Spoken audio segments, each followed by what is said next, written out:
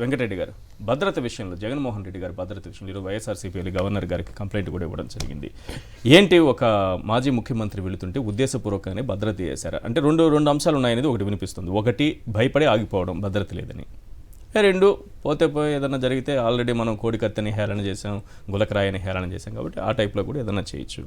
మూడు, అక్కడ ఏదైనా జరగడానికి ప్రమాదం ఇంకెవరికైనా జరిగినా సరే మేము చెప్పినా వినలేదు జగన్మోహన్ రెడ్డి గారు పోయారని ఆయన ఎత్తినేయచ్చు. అంటే ఇది ఈరోజు బిగిన్ అయింది కాదు సార్. ఎందుకంటే ఇప్పుడు ఈశ్వర్ గారు మీరు జగన్మోహన్ రెడ్డి గారు అధికారంలో ఉన్నప్పుడే జగన్మోహన్ రెడ్డి గారికి ఎంత సెక్యూరిటీయా, ఇది ముఖ్యమంత్రి గారిని.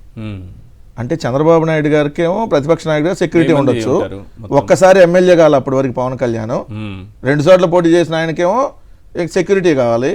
కానీ జగన్మోహన్ రెడ్డి గారు ముఖ్యమంత్రిగా ఉంటే సెక్యూరిటీ ఎందుకు, ఆయన సెక్యూరిటీ లేకుండా బయటకు రాడా, ఇది ముఖ్యమంత్రిని.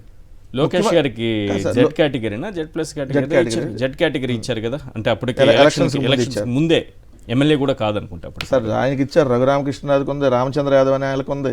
సో కానీ జగన్మోహన్ రెడ్డి గారికి ఎందుకు సెక్యూరిటీ, ఆయన ముఖ్యమంత్రి అయితే జనాలను డైరెక్ట్ గా సెక్యూరిటీ లేకుండా రాలేడా, ఇవన్నీ విమర్శలు చేశారు కదా. ఇది అధికారంలో ఉన్నప్పుడే.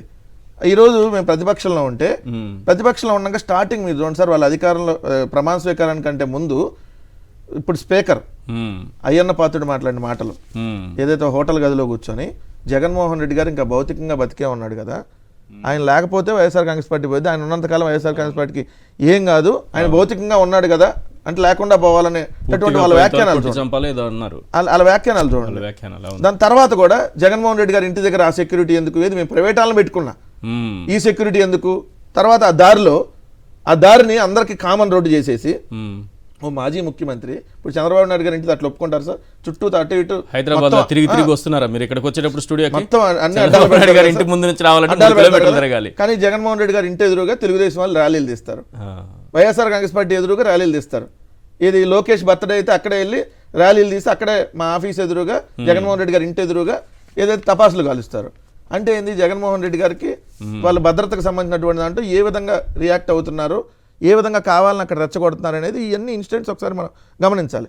దాని తర్వాత ఇప్పుడు చూడండి సార్, జగన్మోహన్ రెడ్డి గారు జెడ్ ప్లస్ కేటగిరీ ఉన్నటువంటి వ్యక్తి, ఆయన వెళ్తున్నాడు, దాదాపుగా మీకు 5-6 వేల మంది పబ్లిక్ ఉంటారు అక్కడ. జగన్మోహన్ రెడ్డి గారిని చూస్తానికి వచ్చిన, అదేవిధంగా రైతులు ఉన్నారు అక్కడ, యూత్ ఉన్నారు, వీళ్ళందరూ.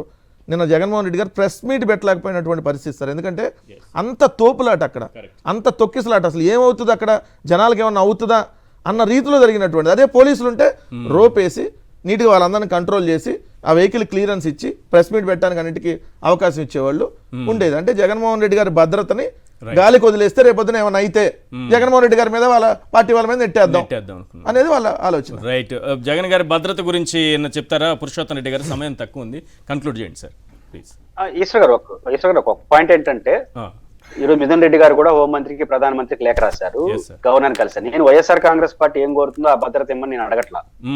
మీరు ఆంధ్రప్రదేశ్ హైకోర్టుకి ఒక అప్డేట్ దాఖలు చేశారు జగన్మోహన్ రెడ్డి గారి భద్రత పైన. ఆయన కోర్టుకు వెళ్ళినప్పుడు మేము జగన్మోహన్ రెడ్డి గారు జెడ్ ప్లస్ కేటగిరీ భద్రత కొనసాగిస్తున్నాము, ఇంకా పటిష్టమైన ఏర్పాట్లు కూడా చేస్తాము అని చెప్పారు. అది ఇవ్వండి, మీరు ఏది కమిట్ అయ్యారో అది ఇవ్వండి. ఇంటెలిజెన్స్ డిపార్ట్మెంట్ ఏదైతే జగన్మోహన్ రెడ్డి గారికి థ్రెట్ ఉందో అని భావించారో ఆ థ్రెట్ మీరు హైకోర్టుకి ఏదైతే కమిట్ చేశారో ఆ భద్రత పర్ఫెక్ట్ గా ఇస్తే ఈ చర్చ తావివ్వదు. కాబట్టి మీరు కమిట్ అయిన భద్రత ఎవరికి ఎంత ఇవ్వాలి, ఏ గౌరవం అనేది గౌరవానికి సంబంధించిన కాదు, ఏ మనిషికి ఎంత భద్రత ఉందో ఆ భద్రత కల్పించాల్సిన బాధ్యత. ఆయన వస్తే జనం ఎక్కువ వస్తారని తెలుసు కదా, ఒక్కొక్క నాయకుడికి ఒక్కొక్క స్థాయిలో ఉంటుంది, అది తెలుసు. అది పోలీస్ డిపార్ట్మెంట్కి అయితే బాగా తెలుసు. ఆ డిపార్ట్మెంట్ వాళ్ళు మరి చర్యలు తీసుకోవాలి కదా. ఖచ్చితంగా. ఇప్పుడు జెడ్ ప్లస్ కేటగిరీ అంటే అర్థం ఏంటి, దేశంలో హైయెస్ట్ సెక్యూరిటీ జెడ్ ప్లస్ ఇస్తున్నారంటే సమస్య ఉందంటే కదా. మీరు కమిట్ అయ్యారు, వైఎస్ఈపీ అడగల జెడ్ ప్లస్ ఇమ్మని. జెడ్ ప్లస్ కొనసాగుతుంది, దానికి తగిన భద్రత ఇమ్మని అడుగుతున్నారు. కానీ జెడ్ ప్లస్ మేము ఇస్తున్నాము అంటే జెడ్ ప్లస్ ఆయనకు అవసరం అని ప్రభుత్వం గుర్తించింది. కాబట్టి మీరు గుర్తించారు కాబట్టి జెడ్ ప్లస్ అంటేనే ప్రమాదం కొంచెం ఉన్న వ్యక్తులకి జెడ్ ప్లస్ ఇస్తారు, ఎవరికంటే వాళ్ళకి ఇవ్వరు. ఈ దేశంలో అత్యున్నత శ్రేణి. కానీ అది మీరే గుర్తించారు, కోర్టుకు కూడా చెప్పారు. కాబట్టి ఎంత అవసరమో ఆ ప్రోగ్రామ్ కి ఎంత అవసరం. కొన్ని సందర్భాల్లో మనం 10 మంది 20 మంది ఇంటికాడ కల్పిస్తాం, అది వేరు.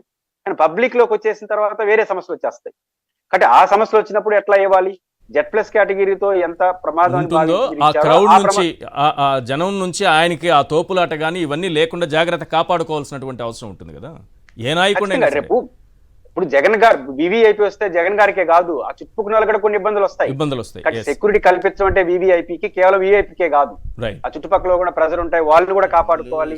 కాబట్టి ఖచ్చితంగా మీరు హైకోర్టుకి ఏదైతే కమిట్మెంట్ అయ్యారో ఆ కమిట్మెంట్ కొనసాగించమని మాత్రం నేను చెప్పదలుచు. కాదు పురుషోత్తం రెడ్డి గారు, గేమ్ చేంజర్ లాంటి సినిమాకి అయితే స్వయంగా మంత్రి వెళ్ళి పర్యవేక్షించి వాళ్ళకి అవసరం లేనంత సెక్యూరిటీ ఇస్తారు. కానీ ఆంధ్రప్రదేశ్ రాష్ట్రంలో ప్రతిపక్ష నాయకుడు జగన్మోహన్ రెడ్డి గారికి అవసరం లేదండి సెక్యూరిటీ. మ్యూజికల్ నైట్ ఉంది సార్. మ్యూజికల్ మర్చిపోయారేమో. సెక్యూరిటీ కూడా జగన్ గారికి లేదు. హైకోర్టు చెప్పవచ్చుగా, ఆ మాట హైకోర్టుకి చెప్పొచ్చుగా, ఆయనకి అవసరం లేదండి security చెప్పేస్తే అవసరం లేదు. అయిపోతుంది. High court- Yes. దేవాంశ్ ఆ మాట చెప్తే అయిపోతుంది. దేవాంశ్ కొన్న సెక్యూరిటీ కూడా లేదు ఈరోజు జగన్మోహన్ రెడ్డి గారికి. ఎంత దరిద్రమైన పరిస్థితుల్లో ఈరోజు రాష్ట్రాన్ని తీసుకెళ్లారో చూడండి.